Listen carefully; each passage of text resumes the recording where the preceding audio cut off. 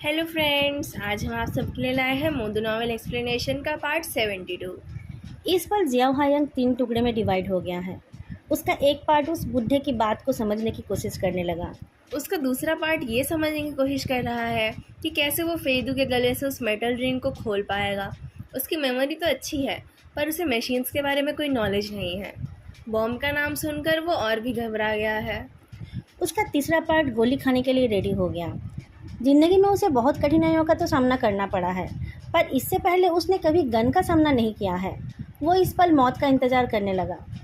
मौत की सज़ा पाया हुआ कैदी बंधा होता है, वो अपनी मौत को डॉज नहीं कर पाता है। जिया हयांग को पता नहीं है कि उसे किस चीज़ ने बांध रखा है, पर इतना ज़्यादा डरे रहने के बावजूद वो डॉज नहीं कर पाया। उसे एक गोली की आवाज़ सुनाई दी। एक पल के लिए उसे लगा कि वो मरने वाला है, पर अपनी ज़िंदगी के बारे में ना सोचकर वो बस उस मेटल रिंग को खोलने का तरीका ढूंढने लगा। अगले ही पल उसे धक्का देकर हटा दिया गया। जिस गोली का वो इंतज़ार कर रहा था वो आई ही नहीं। उसे बस अपने पॉकेट में एक होल दिखा। जब फैंसी वन गोली चला रहा था, उस टाइम लुओ वेंजो ने आकर उसके हाथ पर लात मारी तो गोली का निशाना छूट गया। गोली जियाओ हायंग के पॉकेट में रखे लैंग चियाओ के फ़ोन में लगी और वो फ़ोन बिल्कुल टूट गया। उधर उस टर्मिनली इल पेशेंट की कमज़ोर हड्डी भी टूट गई। पीछे से लैंग चियो ने आकर उसे हथकड़ी पहना दी। जब से लुओ वेंजो को पता चला कि फेदू गायब है, वो पागल जैसा हो गया था। अपने सारे इमोशंस को दूर रखकर वो दौड़ कर आया और फैंसियन के हाथ से गन को गिरा दिया। फिर फेदू की तरफ ना देखकर वो अपने घुटनों पर आ गया। अभी उस जगह पर क्या चल रहा है, उन सब चीज़ों को इग्नोर करके उसने फेदू के गले में लगे मेटल रिंग पर कॉन्सेंट्रेट किया। बॉम्ब एक्सपर्ट को आने के लिए बोलो, उसने ऑर्डर दिया। फिर एक क्लिक की आवाज़ सुनाई दी और वो मेटल रिंग खुल गई। फेदू के इंजर्ड थ्रोट में अचानक बहुत सारी हवा चली गई तो वो खांसने लगा। उसे थोड़ा थोड़ा होश आने लगा। फाइनली उसके हाथ से वो हैंड ग्रिप छूट गया। लुओ विंजो ने उसे गले लगा लिया।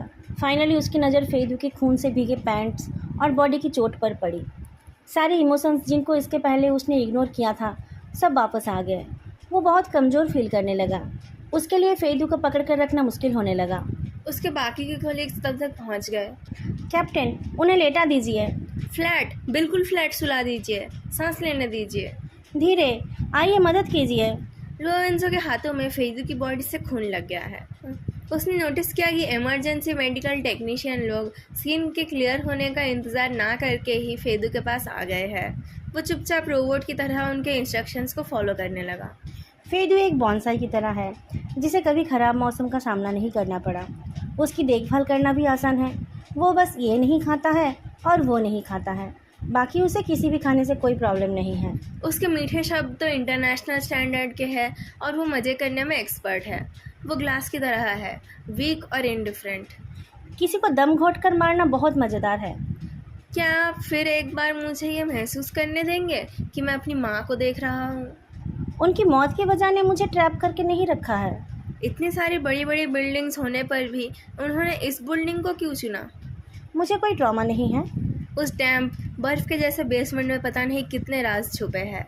हर बार जिनका जिक्र करते ही फेदू खांसने लगता है और वो बार बार बजता हुआ गाना। फांसीवान के आखिर की कुछ बातें जो लुओविंजो को सुनाई दी थी, उसी से उसके दिमाग ने ये सब को जोड़ लिया। उसका दिल अचानक से जैसा खाली सा हो गया। उसे वो गर्मी का दिन याद आ गया जब वो लड़का घर के बाहर बैठा था। उसकी क्लियर जिद्दी आंखों में पता नहीं कितने राज छुपे हुए थे। काश वो टाइम ट्रैवल कर पाता तो वो उस बच्चे को उसकी तकलीफ से निकाल कर लाता और लेट आने के लिए माफ़ी मांगता। सॉरी, मुझे आने में बहुत देर हो गई। एम्बुलेंस में चढ़ने के बाद फेदू को थोड़ा होश आया। बहुत देर तक लोरेंजो के चेहरे को देखकर उसने उसे पहचान लिया। उसके चेहरे में एक मुस्कुराहट दिखाई दी। उसके मुंह से कुछ आवाज़ नहीं निकल रही थी। लोरेंजो को बहुत मुश्किल से समझ आया कि वो क्या बोल रहा है। आप लेट नहीं हो। अब सारे मॉन्स्टर्स पकड़े गए हैं, बस मैं बच गया। क्या आप मुझे अपने घर में कैद कर सकते हो? 3 जनरेशन पहले के गंदे पैसे और लालच जो नफ़रत के साथ मिलकर तबाही कर रही थी, वो फाइनली धूल में मिट गई है। लुओवेंजो और सह नहीं पाया। शायद सारे फेड नेचुरल सैडिस्ट है। अधमरे हालत में भी फेडू लुओवेंजो को टॉर्चर करने का इंस्ट्रूमेंट बनाने का जुगाड़ कर सकता है। चश्मिश, तुम ठीक हो? लैंग चाओ ज़ियाओ हायांग को खींच कर उठाती है।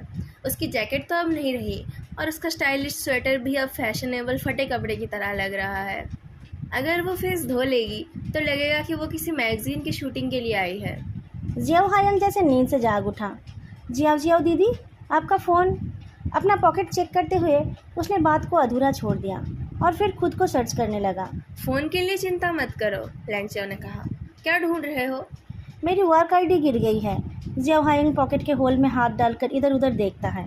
लैंगचाओ उसका कान पकड़कर उसे बॉम्ब एक्सपर्ट्स के रास्ते से हटाती है। अभी ये जगह सेफ नहीं है, बाद में मिल जाएगी।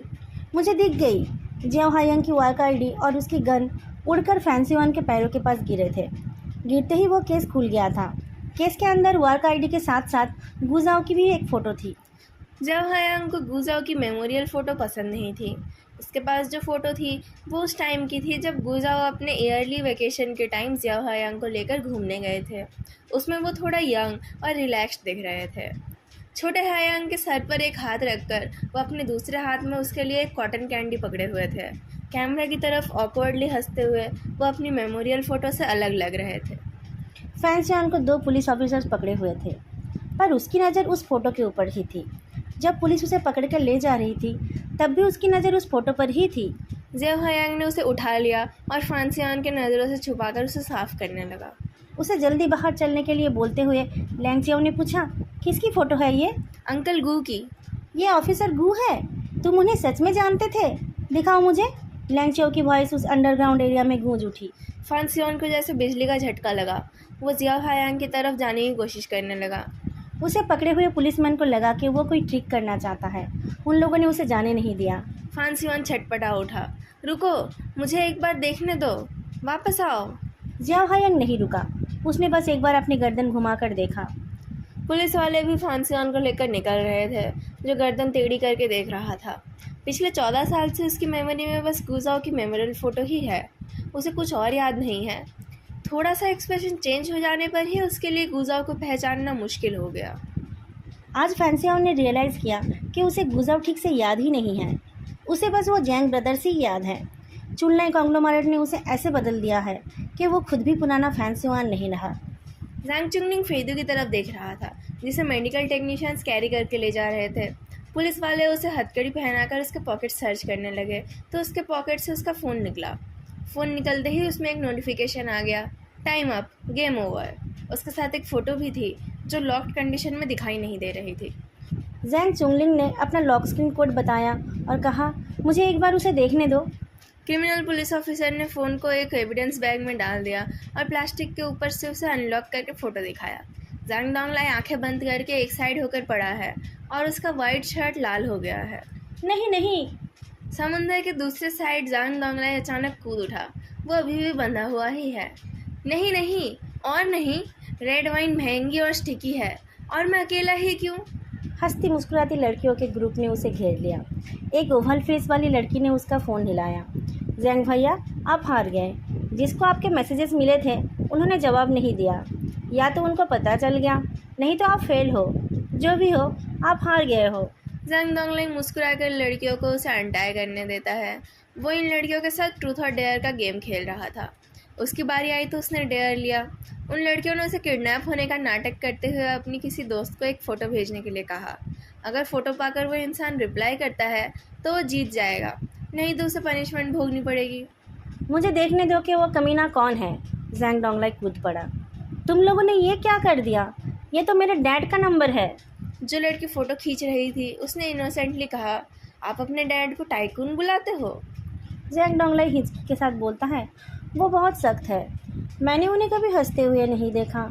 उनके घर आने पर जब हम उनसे बात करने जाते थे तब हम दोनों भाई बहनों को वो अपने से 2 मीटर दूर खड़े करते थे, जैसे कि हम उनके सामने रिपोर्ट करने आए हों।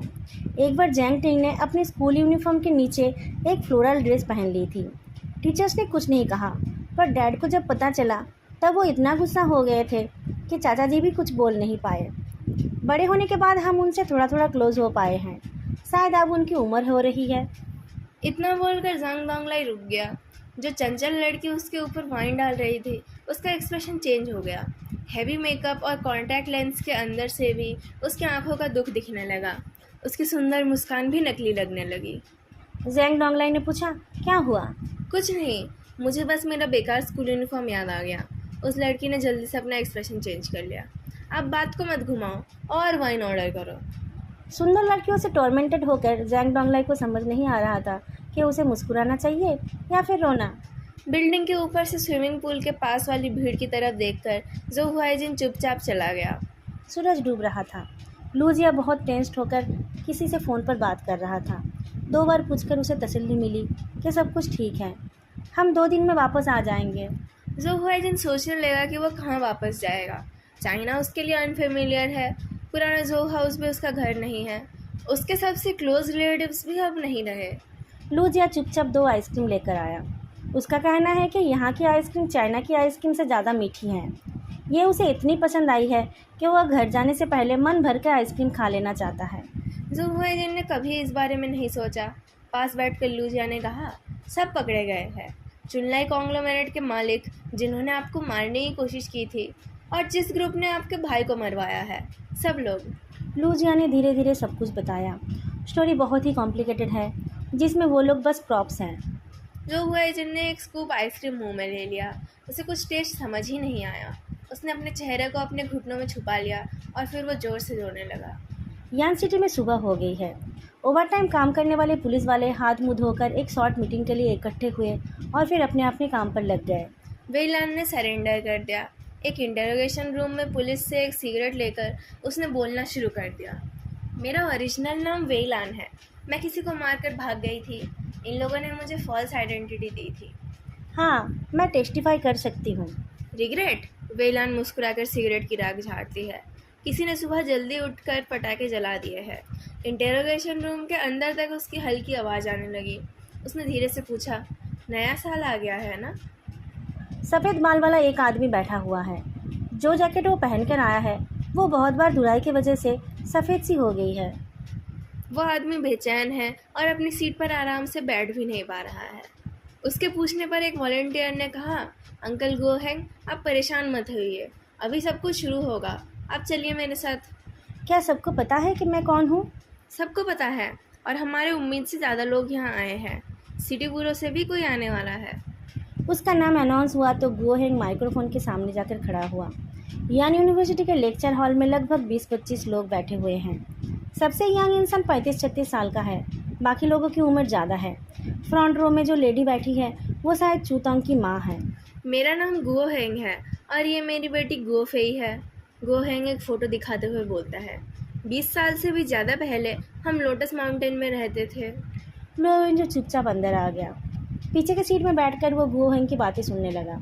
गोहेंग अपनी बेटी की बचपन की बातें बताने लगा और फिर उसने सबसे माफ़ी मांगी। उसने जल्दबाजी में किसी को मार दिया था, जिससे असली कातिल इतने सालों तक बचकर रह गया।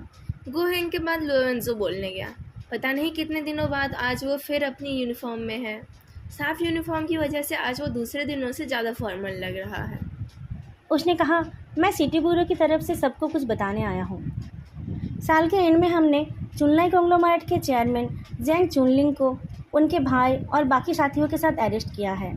उन लोगों ने कॉन्फेस किया है कि वो लोग सू हुई, सू जियाओलान और सू लोजान को बच्चियों के किडनैपिंग और मर्डर में फिनेंशियली मदद करते थे। उनके कॉन्फेशन से हमें 2 और बरियल स्पॉट्स मिले हैं। फाइनली हमें सारी बच्चियाँ मिल गई है। मेरी सहानुभूति आप सबके साथ है। जैसे ही मेडिकल एग्जामिनर्स अपना काम पूरा कर लेंगे, आप लोग अपनी अपनी बेटियों को घर ले जा पाएंगे। रोते हुए पेरेंट्स से माफ़ी मांगकर लोवेंजो उस हॉल से निकल गया। उसे कुछ और लोगों से भी मिलना है। कुछ सामान लेकर वो साउथ बेंड पुलिस स्टेशन के सिविल पुलिसमैन कॉन्ग वेचन के घर पहुंच गया। इनपिंग से मिलने से पहले उसने जैन चिंगजूंग को कॉल किया था, जिसकी वजह से उस पर शक किया गया था और उसे शहीद का सम्मान भी नहीं मिला। अब जब बाकी सब कुछ क्लियर हो गया है, तब उसके केस को भी अच्छे से इन्वेस्टिगेट किया गया है। लू घोशिंग अरेस्ट हो चुका था और गुजाओ के केस को फिर से ओपन किया गया था। जांग चुनजिऊ को सिटी ब्यूरो से हटा दिया गया था और उसके प्लांट किए गए कैमरास के बारे में भी पता चल गया था। उसे खबर तो नहीं मिल रही थी, पर उसे सिटी ब्यूरो वालों के काम करने का तरीका पता था। गुजाओ के टाइम के सारे की विटनेसेस को साफ कर दिया गया था। पुलिस अब इन्वेस्टिगेशन के लिए उन लोगों के दोस्त और रिश्तेदार से ही मिलेगी। इनपिंग के ऊपर पहले से ही नज़र रखी जा रही थी, पर जैंग चुनजिऊ को भनक भी नहीं लगी थी कि इनपिंग के जैसा सिंपल बॉयलर अटेंडेंट किसी और की जगह लेने जैसा बोल्ड हो सकता है। उस दिन जब हमारे कलीग सी एनपिंग के घर से निकल गए थे, तब एक पिकअप वैन उनका पीछा करने लगी थी। पुलिस आधे रास्ते से वापस जाने लगी और उधर यिनपिंग भी घर से तेजी से निकल गया। जांग चुनजियो को लगा कि गलत इंसान को मार देना रिस्क लेने से ज़्यादा अच्छा है। लो एंजो जितना हो सके पोलाइटली बोलने की कोशिश करता है। ये हमारी चूक है। जियाओ कॉन्ग के फ़ोन कॉल से इसका कोई कनेक्शन नहीं है। सस्पेक्ट ने कहा कि अगर उसे पता होता कि यिनपिंग में कोई प्रॉब्लम है तो वो सस्पिशन को अवॉइड करने के लिए उस कॉल को रिसीव ही नहीं करता। कॉन्ग ओइसन की फैमिली की फाइनेंशियल कंडीशन ठीक नहीं है। उसके जॉब शुरू करने के बाद भी उनकी हालत ज़्यादा कुछ नहीं सुधर पाई थी। एक लोकल पुलिस स्टेशन के सिविल पुलिसमैन की सैलरी ही कितनी होती है। लुओवेंजो एक स्टूल में किसी तरीके से बैठा था। उसका नाम क्लियर हो गया है, लोवेंजो ने कहा। मैं और मेरा कलीग जियाओ कॉन्ग ने जिसकी जान बचाई थी, हम दोनों पूरी कोशिश करेंगे उसे शहीद का सम्मान दिलाने की। मेरी सहानुभूति आपके साथ है। कॉन्ग ओइसन के घर से निकलकर लुओवेंजो फेंग बिन के घर गया और उसके बाद आर्ट टीचर ऊबिन के स्टूडेंट के घर। सबको सहानुभूति जताकर वो यांग जिन से मिलने गया। जब से वो पकड़ी गई थी, ताओरान ने ही उससे बात की। लोवेंजो आज पहली बार उससे मिलने आया। एक टेबल और एक जोड़ी हैंडकफ्स ने उन दोनों को बिल्कुल अजनबी बना दिया है। यांग जिन के बालों को काटकर छोटा कर दिया गया है। उसमें लुओवेंजो से नजरें मिलाने की हिम्मत नहीं है। सर झुकाकर बैठने की वजह से लुओवेंजो बस उसके सर के ऊपर का हिस्सा ही देख पा रहा है। मैंने ताओरान भैया को सब कुछ बता दिया है। मैं तुमसे पूछताछ करने नहीं आया। मैं तुम्हें तुम्हारे डैड की सेक्रीफाइस के पीछे की सच्चाई बताने आया हूँ। यांग जिन, ऊपर देखो और मेरी बात सुनो। यांग जिन डरते हुए सर उठाती है। 3 साल पहले यांग सर को फैंसी वन से एक एनोनिमस मैसेज मिला तो वो गुजाओ के केस को इन्वेस्टिगेट करने लगे। वो लोग एक एनोनिमस रेडियो स्टेशन के जरिए कम्युनिकेट करते थे। यांग सर ने गलती से जैंग चुनजियो पर भरोसा कर लिया था, इसलिए उस अंडरपास में उनकी मौत हो गई। ये कहानी तुम्हें फैंसी वन ने सुनाई ही होगी। यांग जिन गर्दन ऊपर नीचे करती है। पर उसने तुम्हें सब कुछ नहीं बताया था। लुओवेंजो एक्सप्रेशनलेसली बोलता है। 3 साल बाद तुम्हारी माँ की मैनिपुलेशन की मदद से वो टीचर पैन से मिलने गया और फ्लावर मार्केट के साबुरों में चलने वाली ड्रग डीलिंग के बारे में बताकर जैन चुनजुक का पर्दाफाश करना चाहा। इस बार वो खुद मिलने गया तो तुम्हारे डैड के साथ वो एनोनिमसली कांटेक्ट क्यों कर रहा था? यांग जिन के पास इसका जवाब नहीं था। फैंसी वन ने पहले तुम्हें बताया होगा कि उसके पास जैन चुनजे के खिलाफ कोई सबूत नहीं था, इसलिए वो धीरे धीरे उसका पर्दाफाश करना चाहता था। तो अगर उसके पास कोई प्रूफ नहीं था तो वो इतना श्योर कैसे था कि जैंग चुनजू ही सिटी ब्यूरो का मोल है? इतना कुछ करते टाइम उसे डर नहीं था कि उसने गलत इंसान पर शक किया है? अगर उसे पहले से ही जैंग चुनजू पर शक था तो उसने तुम्हारे डैड को सावधान क्यों नहीं किया? क्यों उसने उन्हें वैसे मरने दिया? अब जो उसने इतना बड़ा बैटल प्लान बनाया था उसके साथ उसका एनोनिमसली मैसेज भेजने का तरीका सूट करता है क्या? लो भैया। लुओवेंजो के होठों का कोना कर्ल हो गया। उसने साफ शब्दों में कहा। अरेस्ट होने के बाद भी जैंग चुनजू को यह समझ नहीं आया है। उसने पिक्चर एल्बम प्रोजेक्ट को दोबारा शुरू कराया ताकि सब कंफ्यूज हो जाए। तो फिर फैंसी वन की नज़र सिर्फ उसके ऊपर ही फिक्स्ड क्यों थी? मैं तुम्हें उसकी वजह बताता हूँ। यांग जिन ने शायद कुछ रियलाइज़ किया। वो सबकॉन्शियसली अपनी गर्दन हिलाने लगी। ये बहुत सिंपल है। उस टाइम फैंसी वन को पता चला था कि वो ज़्यादा दिन नहीं जी पाएगा। उसे सब कुछ जल्दी जल्दी करना पड़ेगा। उस टाइम उसे 2 लोगों पर शक था। एक थे यांग सर जो ज़्यादातर टाइम ऑफिसर गू के पार्टनर बना करते थे, और दूसरा था जैंग चुनजू जिसे गुजाओ के मौत के बाद प्रमोशन मिला था। पहले उसने यांग सर को एनोनिमसली एक चारा डाला। 2-4 बार कांटेक्ट करके उसे उन पर और शक नहीं रहा तो उसने जैंग चुनजू पर कॉन्सेंट्रेट किया। पर यांग सर ने जैंग चुनजू पर इतनी आसानी से भरोसा क्यों किया? मेरी बात सुनो। ये इसलिए नहीं कि जैंग चुनजू बहुत ब्रिलियंट था या फिर तुम्हारे डैड लापरवाह थे, बल्कि इसलिए क्योंकि फैंसी वन उन्हें हिंट दे रहा था कि जैंग चुनजू ट्रस्टवर्दी है। नहीं। तुम्हारे टीचर फ्रेंड ने तुम्हारे डैड को यूज़ किया। उन्हें ढाल बनाकर उसने फेई चेंगू को जैंग चुनजू के सामने एक्सपोज किया। जैंग ब्रदर्स को लगा कि उन्हें फैंसी वन का वायरस पता चल गया है, पर असलियत में फैंसी वन ने जानबूझकर उस वायरस को एक्सपोज करके जैंग ब्रदर्स के पोजीशन के बारे में पता किया। यांग जिन की हथकड़ी आवाज़ कर उठी। नहीं, आप गलत बोल रहे हो। तुम मानो या ना मानो, यही हकीकत है। लोएंजो पूरे दिन विक्टिम्स के रिलेटिव्स से मिल रहा था। ये उसकी लास्ट विजिट थी। यांग जिन पागलों की तरह रोने लगी। लोएंजो उठकर खड़ा हो गया। वो फिर कभी यांग जिन से मिलना नहीं चाहता है। वो जाने लगा तो यांग जिन उसका नाम लेकर रोने लगी, पर उसने पीछे मुड़कर नहीं देखा। वेदर आज थोड़ा गर्म सा है। हवा में थोड़ा मॉइस्चर भी है। शाम को जब लुओ वेंजो रोस्टेड चेस्टनट और ब्लड एनरिचिंग इंग्रेडिएंट्स लेकर घर पहुंचा, तब उसे गेट पर खड़ा कैट नहीं देखा। डोर को पैर से क्लोज करके उसने विसल बजाई, बच्चे। पर कुछ जवाब नहीं मिला। लुओ वेंजो को पसीना आ गया। जब से वो फेदू को बिन्हाई से ले आया है, तब से उसका ये हाल है। फेदू को एक पल के लिए ना देखते ही उसका पल्स रेट 150 हो जाता है। टाउरन का कहना है कि उसमें माइल्ड PTSD के सिम्टम्स दिख रहे हैं। अपने हाथों के सामानों को फेंक कर वो बिना जूते बदले ही अंदर चला गया। Living room, study room, bedroom, balcony, कहीं पर भी कोई नहीं था। लोरेंजो डर गया। वो फेदू का नाम लेकर चीख उठा। तभी बेसमेंट में कुछ गिरने की आवाज़ सुनाई दी तो लुओ वेंजो दौड़कर नीचे गया। बेसमेंट की लाइट्स जल रही थी। फेदू का इंजर्ड पैर अभी भी वेट लेने लायक नहीं हुआ है। वो एक क्रच के सहारे लुओ वेंजो की तरफ पीट करके खड़ा है और एक मोटे कैट से कन्फ्रंट कर रहा है। उसे देखकर लुओ वेंजो की सांस में सांस आई। उसे कमजोरी महसूस हुई तो उसने दीवार का सहारा लिया। फेदू ने पीछे मुड़कर देखा। आप आ गए? मुझे पता ही नहीं चला था। बिना कुछ बोले लुओ वेंजो आगे जाकर फेदू को हग करता है। फेदू भी और एक पैर में खड़ा नहीं हो पा रहा था। वो लुओ वेंजो को दोनों हाथों से पकड़ता है और उसके सीने में समा जाता है। उसे लुओ वेंजो के तेज़ धड़कते दिल की धड़कनें सुनाई दी तो वो चौंक उठा। लोरेंजो ने उसके पिछवाड़े पर मारकर पूछा, तुम बहरे हो गए हो क्या? लुओ वेंजो अपनी बेचैनी दिखाना नहीं चाहता है। वो मुंह बनाते हुए फेदू को उठा लेता है। तुम्हें सीढ़ियों से उतरने के लिए किसने कहा? तुम नीचे क्यों आए हो? बिलाऊ को ढूंढने, वो गुस्से में है। अब जाकर लुओ वेंजो की नज़र लुओ यूगो के ऊपर पड़ी, जो एक स्टोरेज कबर्ड के ऊपर गुस्से से खड़ा है और उसके बॉडी में कुछ मिसिंग है। ये क्या है? किसने इसके फर को शेव कर दिया? आपकी मॉम ने। किसने? लोरेंजो थोड़ा दुखी होकर फेदू की तरफ देखता है। तुमने न्यू ईयर में वो रेड पैकेट क्या ऐसे ही ले लिया था? फेदू की बॉडी स्टील हो गई। लोरेंजो ने ऐसे ही बोल दिया था। फेदू का रिएक्शन देखकर उसके दिल में दर्द होने लगा। फेदू शायद कभी भी दूसरे नॉर्मल लोगों की तरह इजीली मॉम डैड नहीं बोल पाएगा।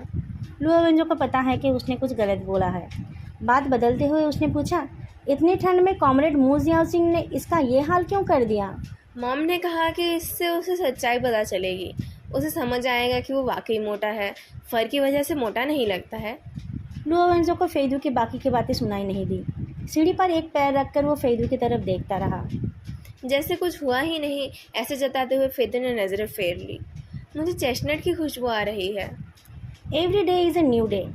It is better to be lucky, but I would rather be exact. Then when luck comes you are ready. The old man and the sea. दोस्तों, मोदू नॉवेल की मेन स्टोरी यहीं पर ख़त्म होती है।